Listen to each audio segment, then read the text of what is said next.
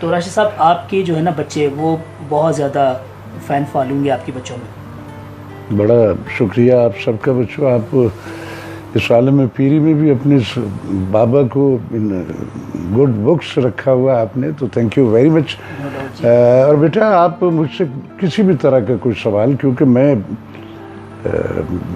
Being a Muslim, being a human being, और फिर being a Pakistani, इस ज़मीन से जुड़ा हुआ शख्स हूँ। मेरी शनाख्त जो है ये पाकिस्तान है, मेरा फ़ख्र पाकिस्तान है, और मेरा ताल्लुक़ अपनी ज़मीन, अपने रूट्स, अपनी रहतल, अपने कल्चर, अपनी अक़दार और अपने लोगों से है।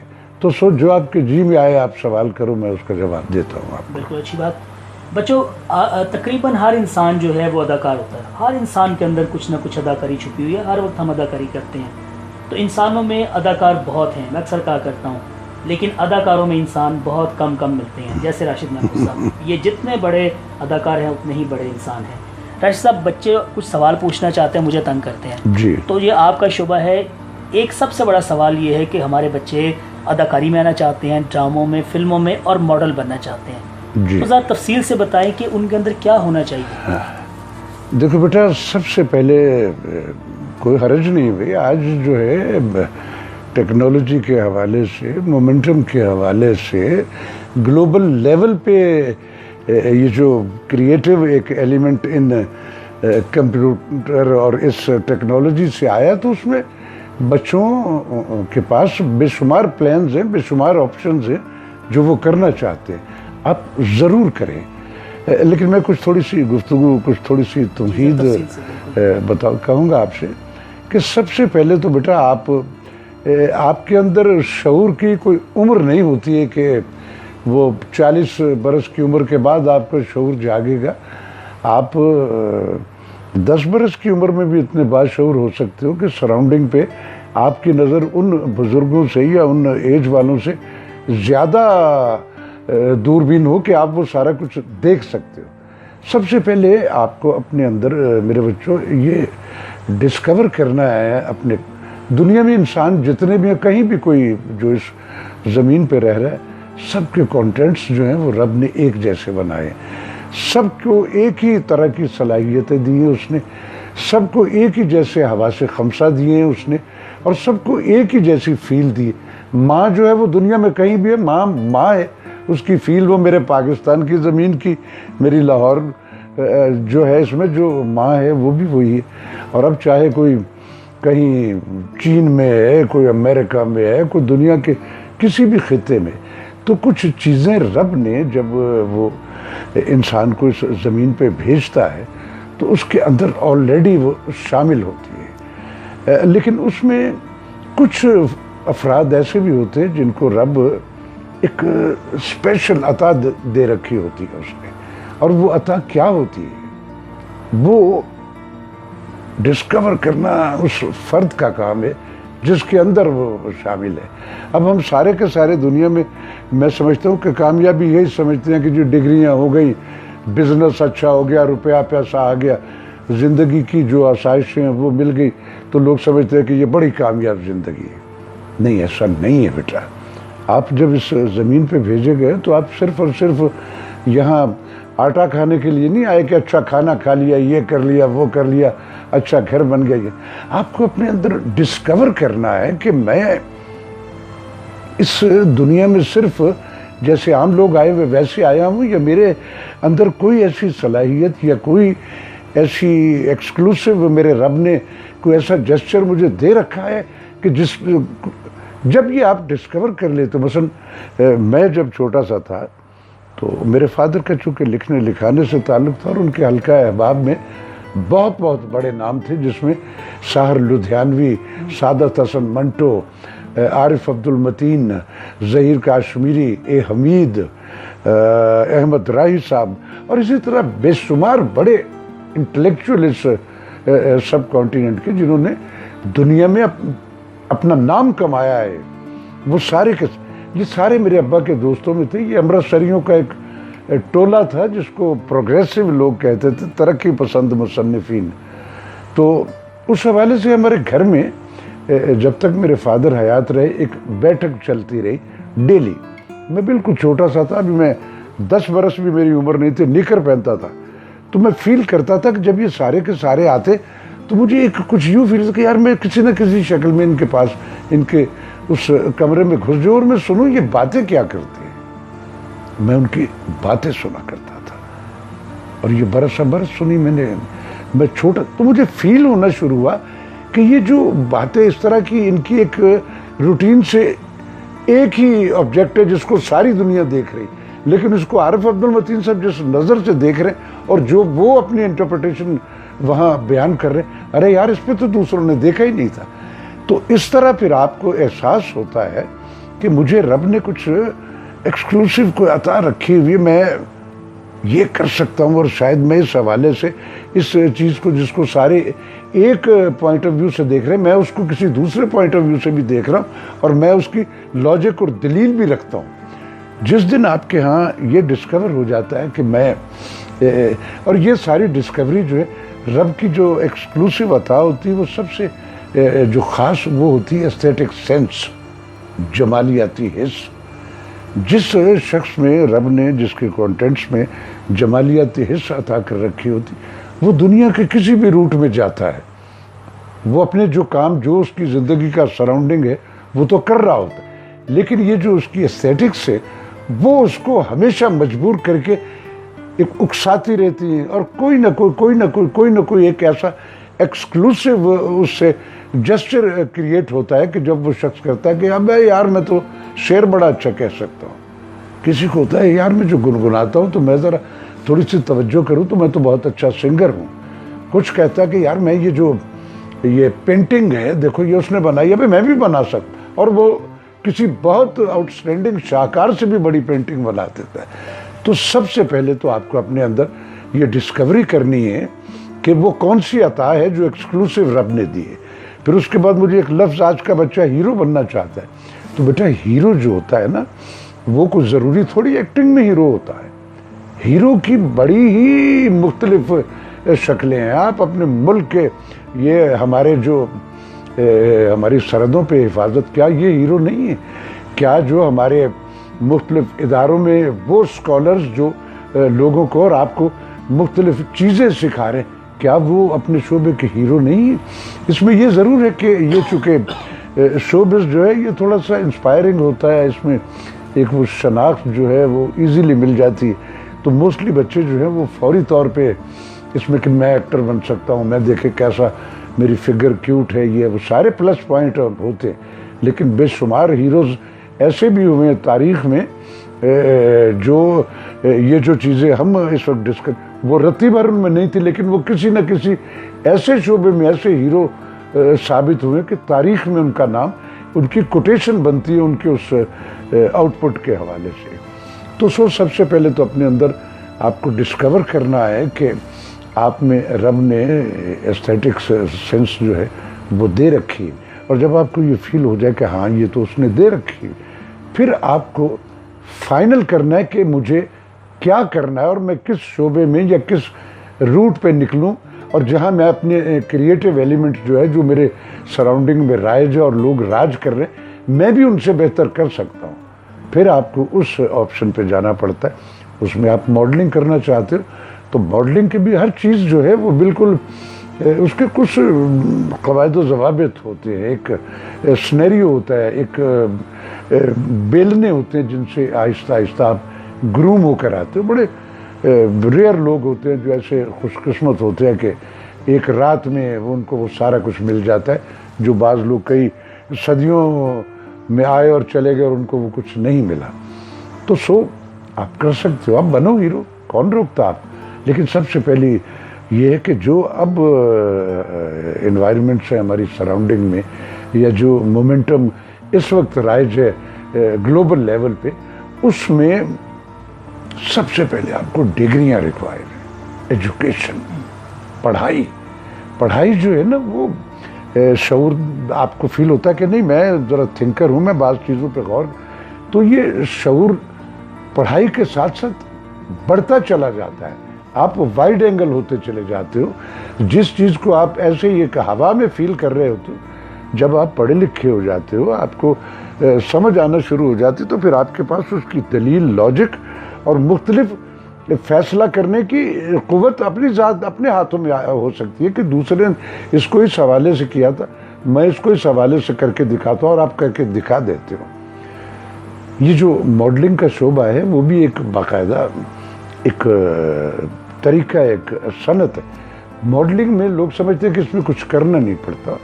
मॉडलिंग में सबसे पहले तो आपकी एक फिगर जो है वो रूटीन से थोड़ी सी ऑड एंगल की होनी चाहिए, उसमें फिजिक भी काउंट होती है, उसमें आपके फेस कट्स भी जो है वो भी, फिर आपका एक्सप्रेशन उसमें सबसे होता है, फिर आपके नशिस्त व बर्खास्त जो आपके पोस्चर्स जो आपने उसमें पोर्ट्रे करने होते हैं वो आहिस्ता आहिस्ता सीखने से आते हैं बंदे को। तो आप ज़रूर करें। जहाँ तक एक्टिंग की बात है तो एक्टिंग जो है ये बेटा ऑब्जर्वेशन है, मुशाहिदे से रिलेटेड है। मसलन मैंने ज़िंदगी में जितने भी काम किए, मेरा सबसे पहला जब टेलीविज़न का काम मैंने किया था तो मैं तो कोई किंग नहीं हूँ, मैं कोई बादशाह थोड़ी हूँ, मैं तो एक आम सीधा सादा सा आदमी, एक मज़दूर और एक उस तरह का फ़र्द था। तो मुझे जब ज़िंदगी में सबसे पहले वो मिला मेरा रोल शाहीन का, किंग फर्डिनेंड का, जी, तो मैंने सबसे पहले उसमें हिस्ट्री देखा कि इसकी क्या बायोग्राफी क्या थी इस फर्डिनेंड फिफ्थ की जिसका मैंने रोल किया, तो उस पर थोड़ी नज़र रखी। फिर उसके बाद जब मैंने उसको पोर्ट्रे किया तो मैंने आज तक बादशाह जो देखा है उसको, हमारे यहाँ जब मैं थोड़ी सी उम्र के उस हिस्से में आया तो तब तो इंडियन फिल्में ऐसे कोई एक दो उस ज़माने में लगा कर, फिर उसके बाद वो बंद हो गई। ये तो अब जाके पिछला कुछ टेनोर है जिसमें लगी। तो मैंने अपने पाकिस्तानी फिल्म में या हॉलीवुड की जो फिल्म्स हमारे यहाँ आया करती थी, मैंने उसमें बादशाह जो है उसको हमेशा एक बड़े फॉर्मल सा उसका मैनर्स है, उसका बैठना, उसका उठना, उसका चलना, उसकी गुफ्तगू और उसका वो एक डोमिनेटिंग स्टाइल जो कि हाजिर किया जाए।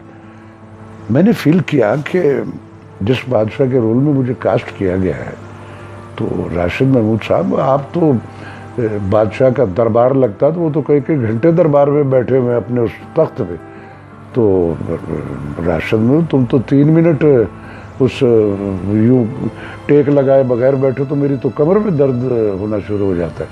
तो ऑन फुट वो बादशाह जो साला 3 मिनट बैठ ही नहीं सकता। तो फिर मैंने उस अपने रोल को, उसका कॉन्सेप्ट जो मैंने उसको फील किया, कैसे उसको मैंने उसमें सिर्फ एक जो मैंने उसका हिस्टोरिकल बैकग्राउंड था वो मेरे इल्म में आ गया। मैंने फील किया कि Rashid Mahmood you are a king, मैं बादशाह हूँ, दैट्स ऑल। बादशाह जो होता है वो ज़मीन पर अल्लाह के बाद सबसे बड़ा साहिब इख्तियार होता है। तो मैं बादशाह हूँ, मैं चाहे तख्त पे लेट जाऊँ, मैं हाथों को नचाऊँ, मैं इधर करूँ। तो उस रोल में मैंने बिल्कुल एक रूटीन का जो बादशाह होता था उसको डिलीट करके एक अपना एक डोमिनेटेड कि I am a king Ferdinand, इस फिजीक, इस सारे एनर्जी और इसके साथ मैं हूँ किंग फर्डिनेंड। मेरा वही ऑड एंगल जो है वो इस कदर कन्विंसिंग हुआ कि वो दिन, आज का दिन मुझे नहीं याद मैंने कितने सीरियल किए, कितने रोल किए, कितनी फिल्में, चलता चला जाता। तो सबसे पहले आपको अपना वो हीरो, आप हीरो अच्छा स्क्रिप्ट लिख के भी तो बन सकते हो। अमजद इस्लाम अमजद साहब, असगर नदीम सैयद, हसीना मोइन, असद मोहम्मद ख़ान साहब, आज के दौर में मुख्तलिफ जो लिखने वाले सारे, तो क्या वो अपने अपने शोबों के हीरो नहीं हैं? तो हीरो ज़रूर बने आप, लेकिन उसके लिए आपको सबसे पहले वो तलाश करना कि मैं किस शोबे में हीरो बनना है।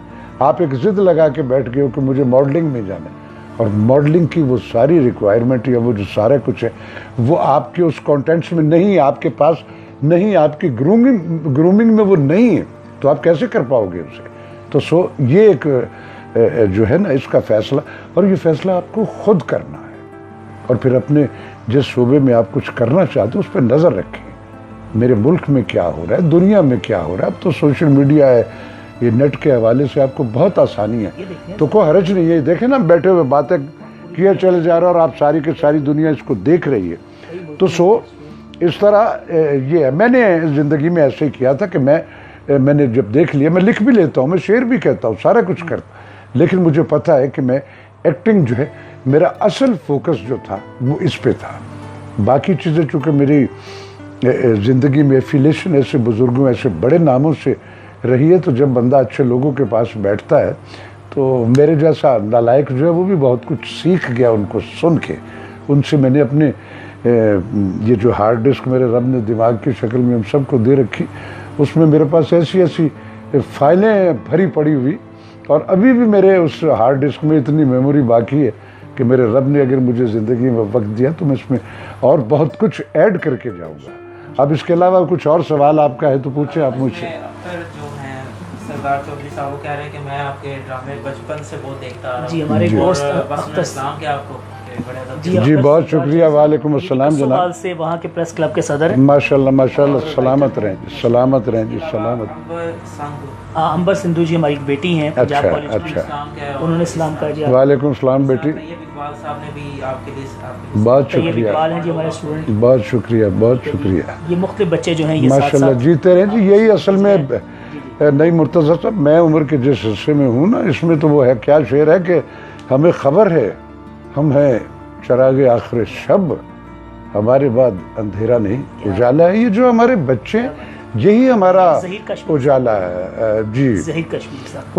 उसी तो ये आपको बेटा नज़र रखें अपनी सराउंडिंग पर। एक मेरा बहुत मशवरा है आप सबको कि बीइंग ए पाकिस्तानी, आपके दुख और सुख सारे के सारे इस ज़मीन से रिलेटेड होने चाहिए। मेरी उस खुशी का क्या फ़ायदा है, एक एम्पायर बना लेता हूँ मैं नॉर्वे में जाकर, अपना ख़ानदान भी ले गया हूँ, सब चले गया हूँ। मेरी खुशी देखने के लिए मेरा कोई पड़ोसी नहीं है, नई मुर्तज़ा नहीं है, शहरियार नहीं, मेरे बहन भाई नहीं है, मेरे इर्द गिर्द का मेरा हल्का, मेरा शहर नहीं है, तो मेरी वो खुशी काहे की खुशी कि मैं कहीं किसी ऐसी जगह अपना सारे जाके खुशियाँ लेने बैठ गया, तो वहाँ मैं चौकीदार हूँ। मेरी खुशी मेरी ज़मीन से रिलेटेड है, मेरा दुख मेरी ज़मीन से रिलेटेड है। तो मेरी बच्चों, आपसे एक सबसे बड़ी पुरजोर दरख्वास्त ये है कि आप अपने रूट से जुड़े रहिए, अपने कल्चर से, अपनी ज़मीन से, अपनी रहतल से और अपनी अक़दार से। मेरा रिलीजन जो है वो मेरा ख्याल है दुनिया में कोई इतना वाइड रिलीजन नहीं जिसमें इतनी छूटें और इस कदर रब ने आसानियाँ अता कर रखी हैं।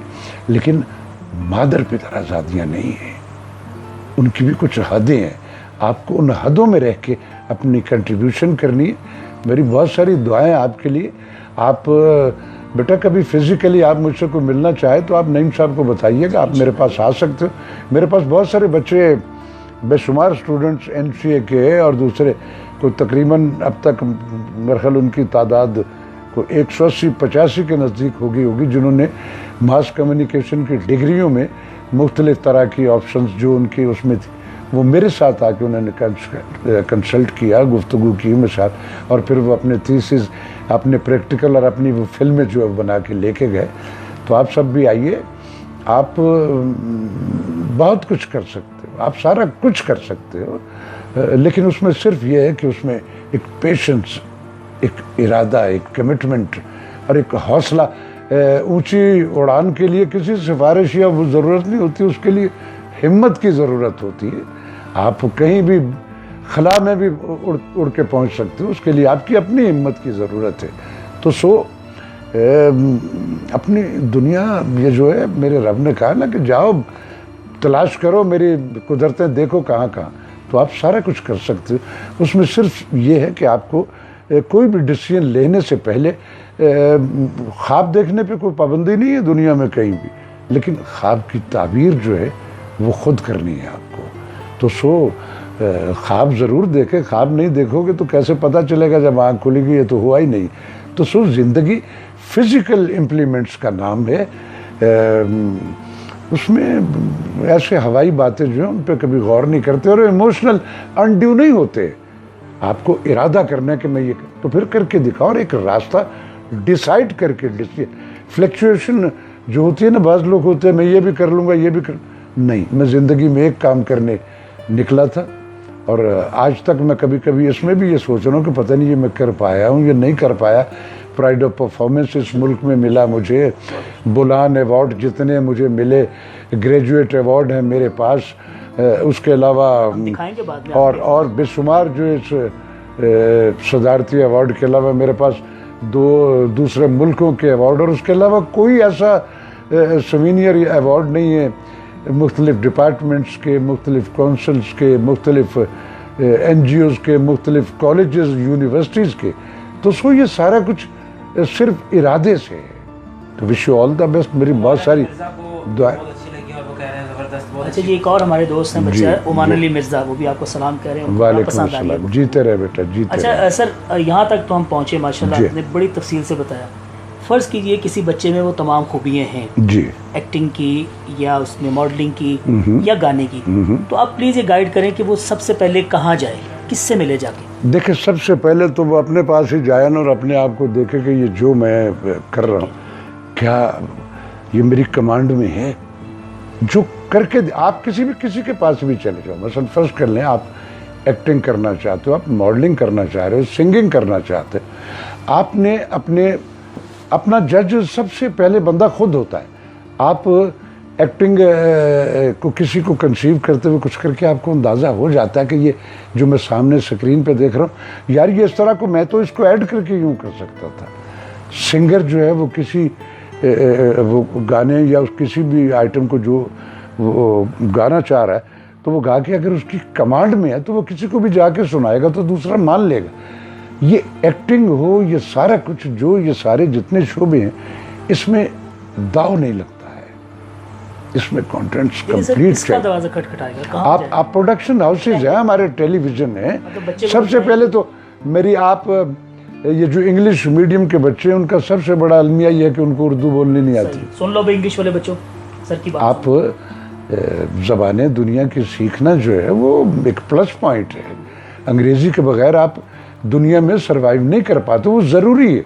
आप और भी 100 ज़बानें जो है वो सीखिए, लेकिन जो हमारी कौमी ज़बान है उसको उर्दू पे भी नज़र रखिए और उसको पढ़िए, बोलिए। 10 ज़बानें दूसरी बोलिए लेकिन अपनी उर्दू। हमारे यहाँ बाज़ दफ़ा और बड़ी होता है, हमारे पंजाबी प्यारे जो हैं उनको बोलो जी साड़ी माँ बोली इग्नोर हो रही है। अरे भाई तुम अपने घर में अपने बच्चों को मना किया हुआ कि नहीं मैंने इसको उधर लम्स में पढ़ा रहा हूँ कोई बीकन हाउस में और ये पंजाबी बोल रही है, क्या कर रहे हो? तो मदर टंग जो है आपकी उससे जुड़े रहो, लेकिन जहाँ उसकी ज़रूरत हो उसे वहाँ बोलो। और जहाँ आप उर्दू जो है ये आपकी कौमी ज़बान है और इस मुल्क में जिन शोबों में आप जाना चाहते हो उसमें सबसे पहले आपको इस ज़बान का आना और एक परफेक्ट ज़ेर ज़बर के साथ आना जो है ये बहुत ज़रूरी है। उसके लिए आप किताबें पढ़ो, ऐसे साहिब इल्म जो बड़े आपके लोग हैं, आपके कॉलेजेस में, आपके यूनिवर्सिटीज़ में जो अहले ज़बान आपके प्रोफेसर, उनसे एक दोस्ती करो, उनसे गुफ्तगू करो तो ये आ जाती है। इरादे से सब कुछ हो जाता है। तो एक्टिंग में सबसे पहले जो है मेरा मुल्क जो है वो तो उर्दू नेटवर्क का है ना, तो उसमें आपकी उस उर्दू जो है ना वो बड़ी सेहत होनी चाहिए उसमें। तो पहली चीज़ तो ये है। फिर उसके बाद उसमें एक्सप्रेशन है। फिर आप जाके कहीं ऑडिशन देते हो, आप कहीं आपको मौका मिलता है तो जो पेशेंस वाले लोग होते हैं पहली बार में करके दिखा देते हैं। तो सो इसमें इरादा चाहिए, आपको कैलकुलेट खुद करने। इस काम में सिफारिश से मेरा कोई दोस्त ड्रामा बना रहा है, मैं अपने किसी भी दोस्त को किसी के लिए कहूँगा तो वो एक बार तो रख लेगा उसको, लेकिन अगर वो कॉम्पिटेंट नहीं है, वो आउटपुट उसमें नहीं दे पा रहा तो या वो उससे माफ़ी मांग लेगा या काट पीट करके उसको ऐसे ही वो मुझे खुश करने के लिए उसके कोई एक आध सीन रख लेगा और उसके बाद वो आगे। तो एक्टिंग, मॉडलिंग, सिंगिंग ये सारे की सारी करके दिखाने का अमल है। तो सो आप करके दिखा सकते हो। तो आपको जहाँ मौका मिलता है टेलीविज़न पे, अब तो 50 चैनल आ गए मेरे मुल्क में जहाँ एंटरटेनमेंट के चलते आप में अगर वो पोटेंशियल है तो आप डायरेक्ट उनके पास चले जाओ, मत किसी सिफारिश। ये जो आप सुनते हो अकेडमियाँ फलां आते हैं कि ये ज़रूरत है, ये सब फ्रॉड है। वो जिन्होंने खोली होती है उन बेचारों को काम नहीं मिला तो वो आप कहाँ से दिलाएंगे। तो सो आपको जहाँ आपका इरादा हो गया आप डायरेक्ट उनके पास चले जाओ, टेलीविज़न पे चले जाओ, जो प्रोड्यूस करता है ड्रामा उसके पास चले जाओ, जो म्यूज़िक प्रोड्यूस करता है उसके पास चले जाओ, मॉडलिंग वाले इदारे जो उनके कि जी मैं कर सकता हूँ, आप मुझे बताएं क्या करना, आप करके दिखा दो। तो जो करके दिखा, आप कभी कोई बच्चा आपके पास आए तो आप उसको भेज सकते हैं? मैं बिल्कुल भेज आप सकता हूँ, रेफर कर दें?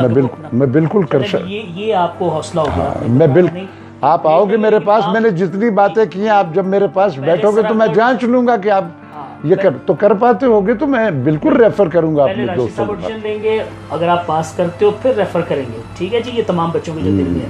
उसके बाद आपका काम है कि आप उसमें भी जगह खुद बनाएंगे, ठीक है जी? ये आपने ज़रूर ज़हन में रखना है कि राशिद साहब आप घोड़े को दरिया पर ले जाओगे, पानी नहीं पिला सकते, पानी घोड़ा खुद पिएगा, ठीक है ना? पानी आपने पीना है, राशिद साहब ने या मैंने नहीं। देखिए बेटा, मैं तो आपको वो मुश्किलात या वो रूट्स जो ज़िंदगी में आते हुए मैं या मेरे हमअसरों को या दूसरों को, तो उससे जो हमने एक एनालिसिस करके अब ढूंढ, तो हमारी ख्वाहिश ये तो यकीनन होगी कि जो हमारी यूथ, हमारे आने वाले बच्चे जो नस्ल है, उनको वो उन कवातों से ना गुजरना पड़े। तो सो आप आओगे तो मैं ही नहीं, मेरे और जितने भी हमअसर, आप उनके पास भी जब जाओगे तो वो भी इसी तरह ही आपको वेलकम करेंगे जैसे मैं करता हूँ। क्योंकि एक पर्सनल सवाल है सर, माज़रत, जी, क्या आपकी तरह सब लोग फ्रेंडली हैं या कुछ नहीं फर्क है? देखिए, आर्टिस्ट वो जो जिन्होंने, बाज़ हमारे ऐसे भी होते हैं लोग जिन्होंने एक इंटेलेक्चुअलिटी का सेट लगाया होता है, कंटेंट्स वो नहीं होते, लेकिन उनका अलमिया ये होता है कि वो अपनी एनर्जी जो है ना बिहाइंड कैमरा इतनी ज़ाया कर चुके हैं स्टाइल वाइल मारने में कि जब काम आता तो वहाँ वो दिख नहीं रहा होता। तो स्टाइल होता है, सबका होता है, कुछ ना कुछ एक एक्सक्लूसिव। मुझे एक बार मैं इसमें था, जुगन काज़म वाला जो शो होता है, मेरी बड़ी लाडली है वो, तो उसने मुझे कहा कि बाबा आपका हमें ज़िंदगी में आपने इतना हमारे में काम देखा, आप भी आपका कोई स्टाइल वो जो मारते हैं लोग, हमें आप में कभी नहीं देखा, वाई? मतलब कहीं बेटा तेरी ऑब्जर्वेशन ठीक है, लेकिन मेरा भी स्टाइल है। कल लेकिन नो, हमने कभी नहीं देखा। मतलब कि नहीं, मेरा स्टाइल है, और मेरा स्टाइल उस वक्त शुरू होता है जब मैं किसी शूट पे होता हूँ और मेरा डायरेक्टर मुझे कहता है एक्शन, वहाँ राशिद महमूद का स्टाइल शुरू होता है। तो मैं ज़िंदगी में ऐसे ही ओवरडू खाम खा एक बोझ, मेरा दिल करता तो मैं कहीं सड़क पे खड़े होकर रेडी पे भी वो हलीम अच्छी बनाता था, तो मेरे एक यार मैं नाम नहीं लूँगा, वो बाबा तेन शर्म नहीं आती यार, तो उत्ते खलो के ते रेडी तक गड्ढे खिलार के ते हलीम खान। अरे ये मेरी ज़ाती प्रिविलेजेस हैं यार, मैं 24 घंटे अपनी दुकान, अपना शोरूम अपने सर पे नहीं लिए फिर रहा। मैं बीइंग ए ह्यूमन बीइंग भी तो कुछ प्रिविलेजेस मेरे रब ने, मैं उनको एंजॉय करता हूँ। तो अनड्यू फॉर्मेलिटीज़ जो होती है ना, अपने आप पे खाम खा लादे रखना, उनसे बचो, ताकि आपकी रेजिस्टेंस, आपकी एनर्जी जो है, जिस वक्त आप काम पे खड़े हो वहाँ वो सारी की सारी काम है। तो मेरी बहुत सारी दुआएं, wish you all the best. तो मेरा ख्याल है हमने काफ़ी गुफ्तगू कर ली, ये मैं तो जी ये मैं राशिद साहब को पेश कर रहा हूँ जी आपके सामने, ठीक है जी? राशिद साहब बहुत शुक्रिया जनाब। इंशाल्लाह मुझे यकीन है इसमें आपने जो कुछ भी कंपाइल किया होगा वो यकीनन एक्सक्लूसिव होगा।